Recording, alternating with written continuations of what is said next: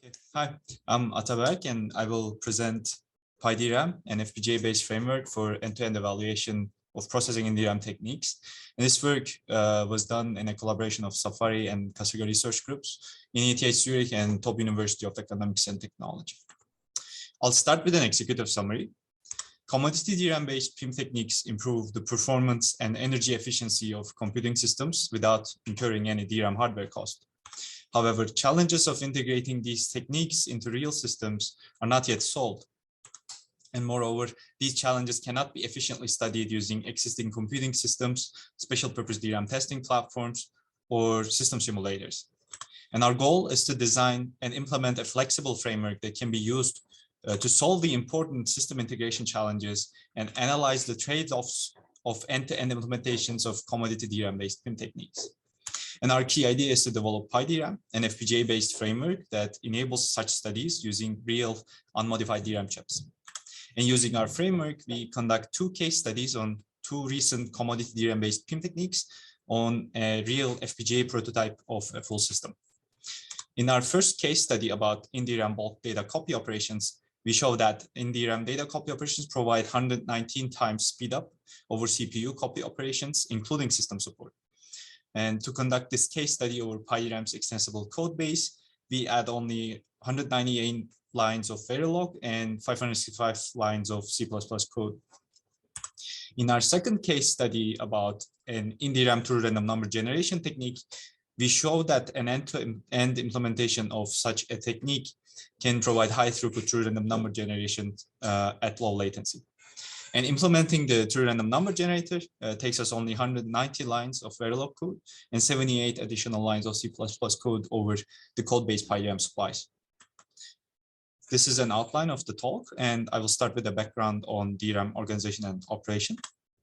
A processor's memory controller communicates with a set of DRAM chips within a DRAM module through what's called a memory channel. And each DRAM chip contains multiple banks that share a common interface. DRAM banks are organized into subarrays that consist of a set of word line drivers and sense amplifiers. And DRAM cells are laid out onto a 2-dimensional array of word lines and bit lines within a DRAM subarray. And a row of DRAM cells is referred to as a DRAM row. On the right, I show you a simplified diagram of a DRAM cell. And here's how we access this DRAM cell. This is a diagram showing the DRAM cell connected to a sense amplifier. It contains 2 components. The capacitor stores data, and the access transistor determines if the cell is being accessed. The access transistor is controlled by the word line, which is enabled to connect the DRAM cell to its bit line. The bit line bar is essentially inverse of the bit line. And the DRAM sense amplifier has an enable signal, which determines if the sense amplifier is currently active.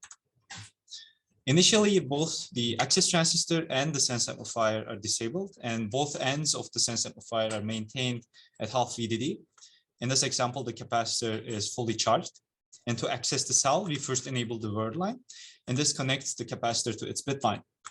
Since the capacitor has a voltage level higher than the bit line, the charge starts flowing from the cell to the bit line, resulting in the bit line voltage to deviate slightly towards VDD. When we enable the sense amplifier, we'll compare the voltage levels of bit line and bit line bar and amplify the deviation until the bit line voltage reaches VDD. Now, since the capacitor is still connected to the bit line, the amplification process also restores the charge in the capacitor. Now we will look at how DRAM operates at the scope of a single subarray. Because memory controllers typically access DRAM cells in the granularity of a cache block, we combine consecutive DRAM cells to form cache blocks in this diagram. And on the bottom, we have a timeline of DRAM commands. First, we activate the first row to copy its cache lines to the sense amplifiers. At this point, we can read data in cache line granularity from the sense amplifiers by sending read commands. To access another row, we must first pre-charge the DRAM bank, which closes the open DRAM row and sets the bit line voltage to half VDD. And we can now activate the second row before we read data from it using read commands. To ensure correct operation in DRAM, we must obey certain timing parameters that define intervals between DRAM command pairs. And 3 important parameters for our work are TRAS, TRP, and TRCD. Now I'll explain what those are. TRAS is the time required for the charge to become restored in the capacitors on the open row. And it dictates the amount of time we have to wait between successive activate and pre-charge commands. TRP is the time it takes for the bit line to become pre-charged to half VDD, such that we can issue a new activate command to enable another row. And successive pre-charge and activate commands must be separated by a TRP amount of time. Finally, TRCD is the time it takes for sense amplifiers to amplify the bit line voltage to an IO readable value, and successive activate and read commands must be separated by a TRCD amount of time. Now I'll briefly introduce one commodity DRAM-based PIM technique that we study in our work. These techniques use operational principles of commodity DRAM chips to move data or perform computation inside the memory chip. And two examples of such techniques relevant to our work are in-DRAM data copy or initialization and in-DRAM true random number generation. I will describe our first case study in detail to finish my presentation on time. So I'll describe the key idea of in-DRAM copy over this diagram. It shows a simplified diagram, simplified view of a DRAM subarray with a set of DRAM rows and sense amplifiers. And we want to copy the orange source row to the gray destination row. First, we need to copy the source row to the row buffer.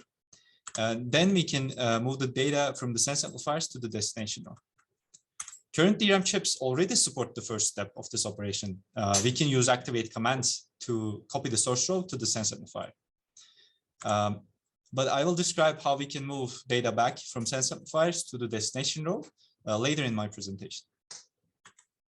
Now I will describe our framework, PyDRAM. PyDRAM's goal is to provide a flexible framework that's useful for studies on commodity DRAM-based PIM techniques. To achieve this goal, we first identify several key components that are shared across end-to-end implementations of different processing in memory techniques. Then we develop these key components as customizable modules to provide modularity and enhance the extensibility of PyDRAM. Overall, these components provide a common basis for developers of the framework to implement and enable system support for PIM techniques. We implement 4 hardware and software components. On the hardware side, we implement a flexible processing in memory operations controller and an easy to extend memory controller.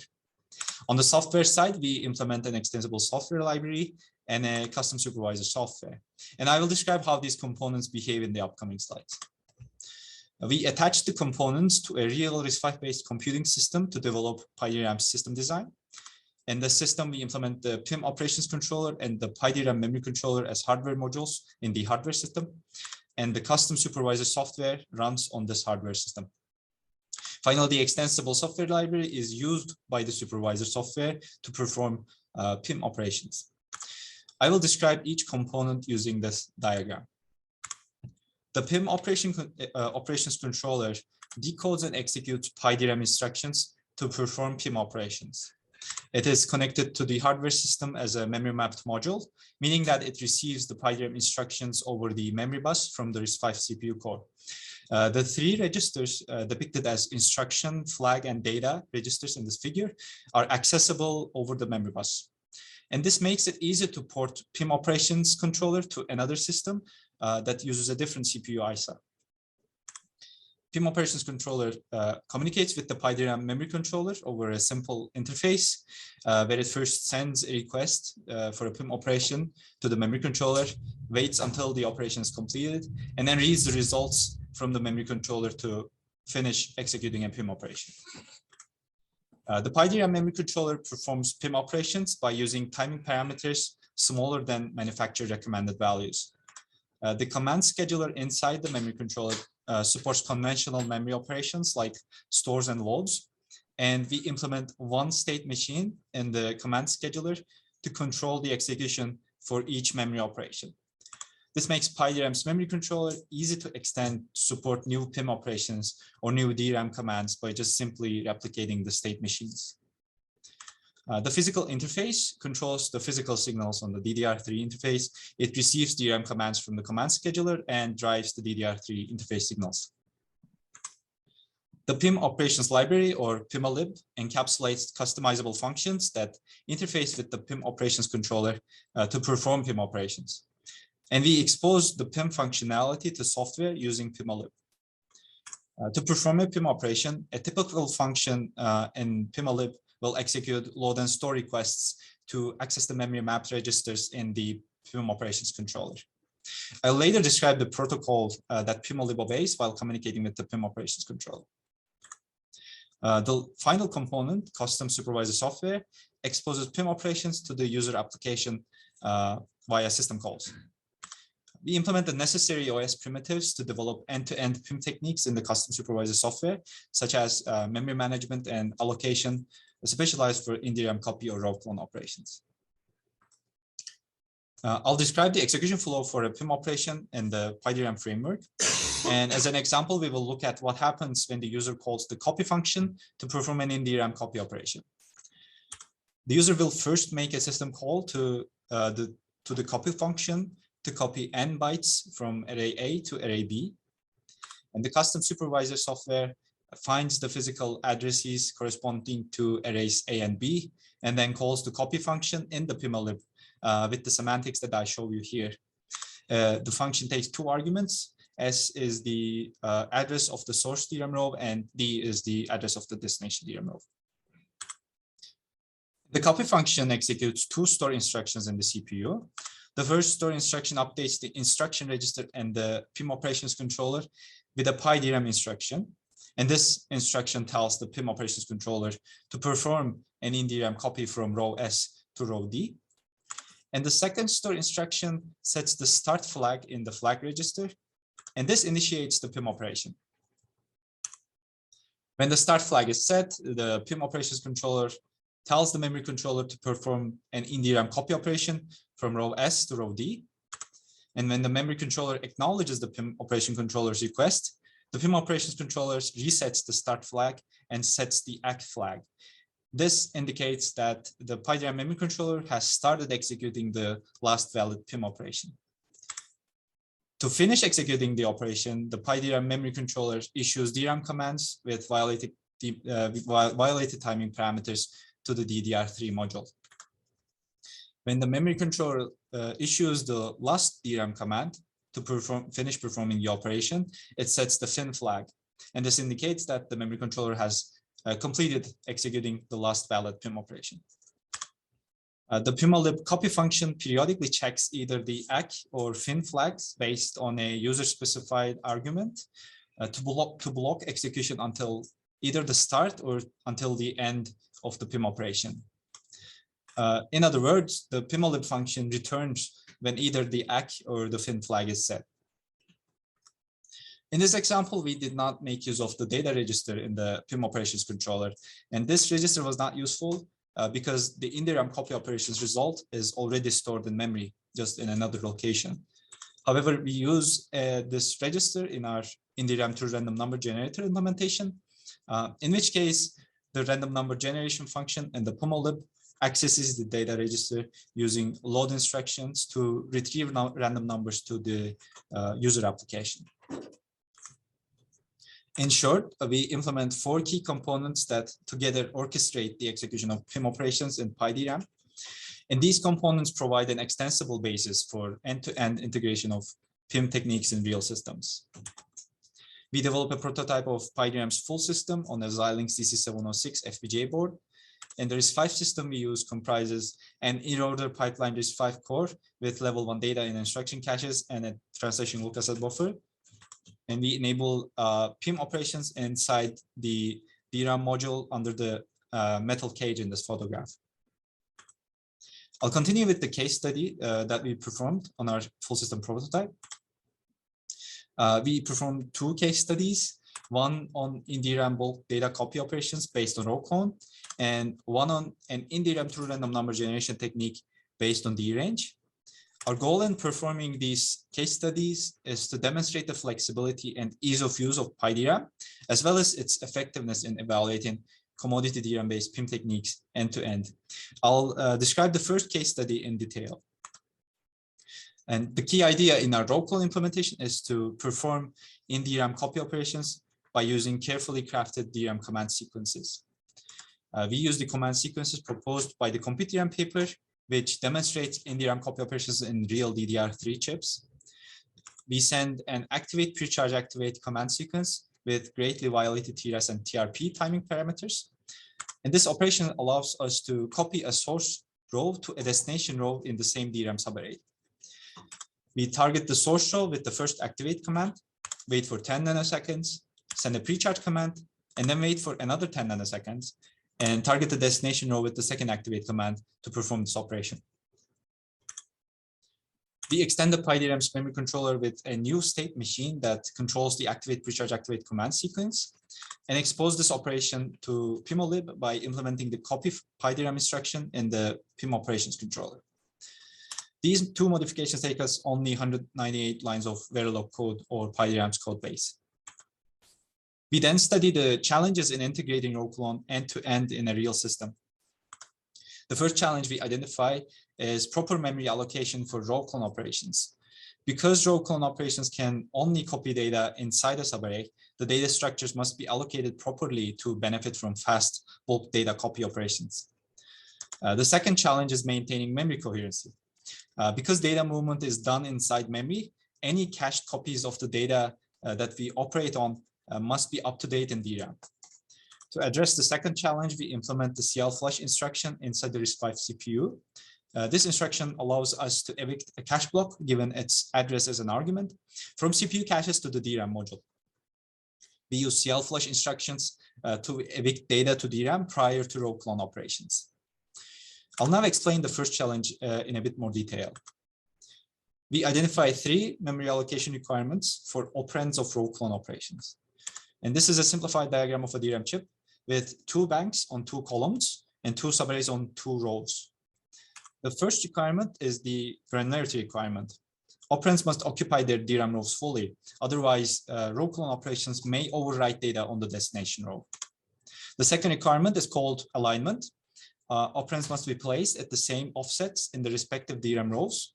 This is because in DRAM, the operand can be copied to the other operand only if their bits share the same set of sense amplifiers. The third requirement is called mapping. Because row clone operations can only be performed inside a DRAM subarray, the operands must be placed or allocated in the same DRAM subarray in the same DRAM bank.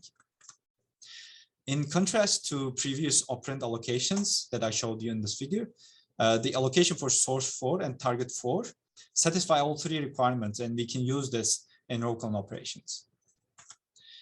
We implement a new memory allocation function in the custom supervisor software to overcome all these challenges of memory allocation for row clone. The goal of this function is to allow programmers to allocate virtual memory pages that are mapped to the same DRAM subarray in an aligned way.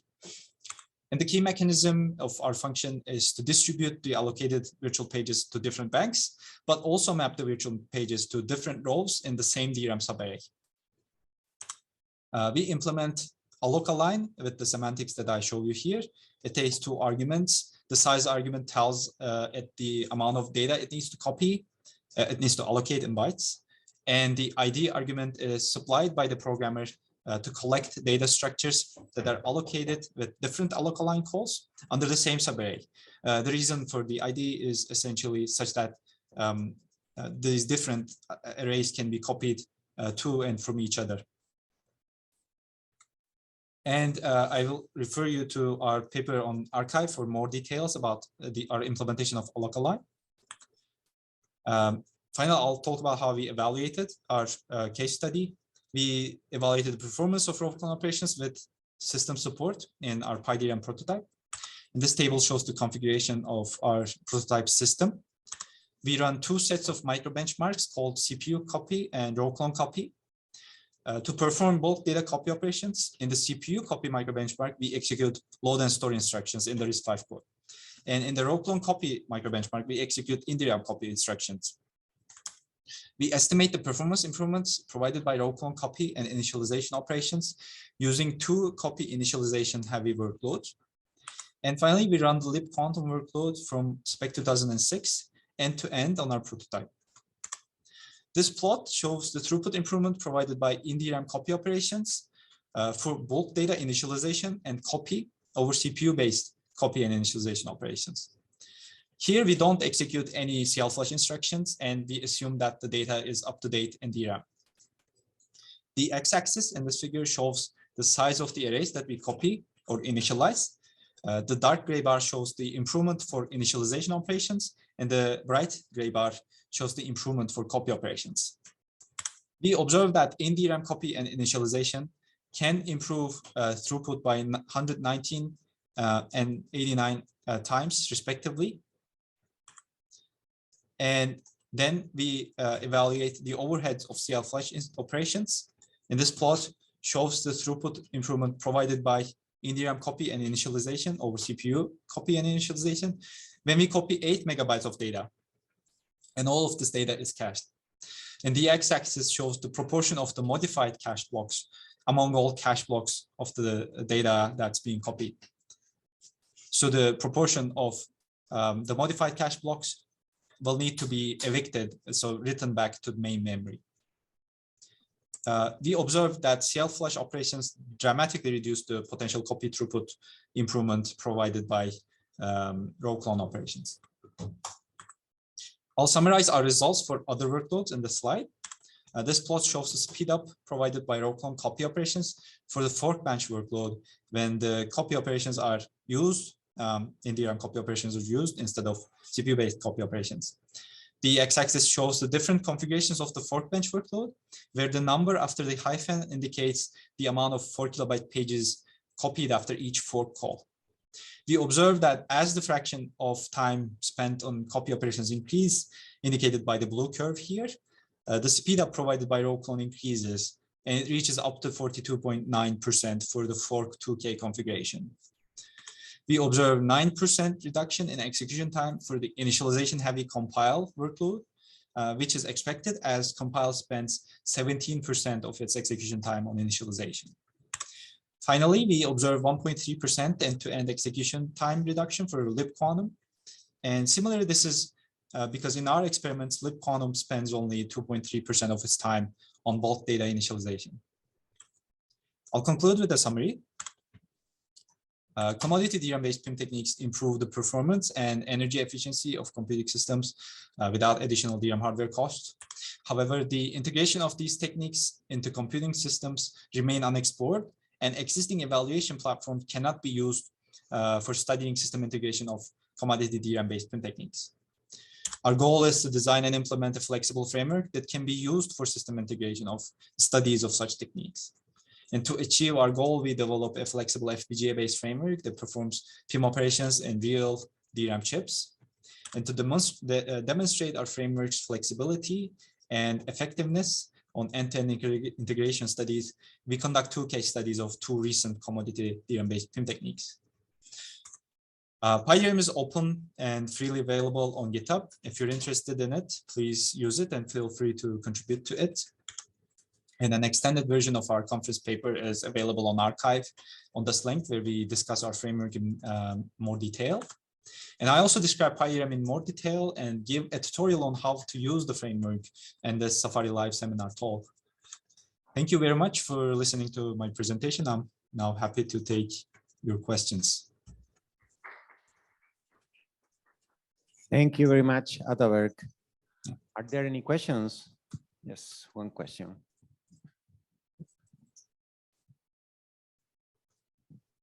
Hello. Hello.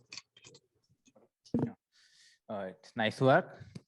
Congratulations. Okay, you showed the copying thing. So I wanted to ask whether is it possible to do some other work in FPGA boards for that in-memory computing? Sorry, did you ask RL? Like, maybe I misheard you. Like Can you repeat your? Like you showed you that copying of data from one row to another row, which Yes. was done from the one row of DRAM to another row of the DRAM in the same DRAM, right? Mm-hmm. So I was asking that apart from copying, is there any possibility of doing other kind of work like addition, subtraction, this thing in the DRAM of FPGA? Yeah, okay, that's a good question. So I showed you the in one of the slides. Maybe I can go back to it. I was talking about our implementation of row clone here. I talked about DRAM command sequences with violated timing parameters. So Compute DRAM, a paper published on Micro 2019, demonstrated, along with in DRAM copy operations, bulk bitwise and OR operations in DDR3 chips. The way they did it is they waited for a less amount of time between successive activate, precharge, and activate commands. And that command sequence results in multiple rows to become activated. Instead of 2, they observe 3-row activation. And when you activate 3 of the rows at the same time or in quick succession, the resulting function you get on the bit line is, as Geraldo described in the previous presentation, is like a majority of the 3 cells that are activated on those 3 rows. So short answer is yes, I think it's possible. The caveat is reliability is a problem. So majority operations, in contrast to row clone operations, they succeed with the less probability. So the authors of this micro paper observed that not all of the bit lines can perform this operation reliably, basically. Hope that answers your question. Okay, thank you. I'll go through that paper. Thank you. Yeah. Okay, thank you for the question and thank you for the presentation, Ataberk. Good job.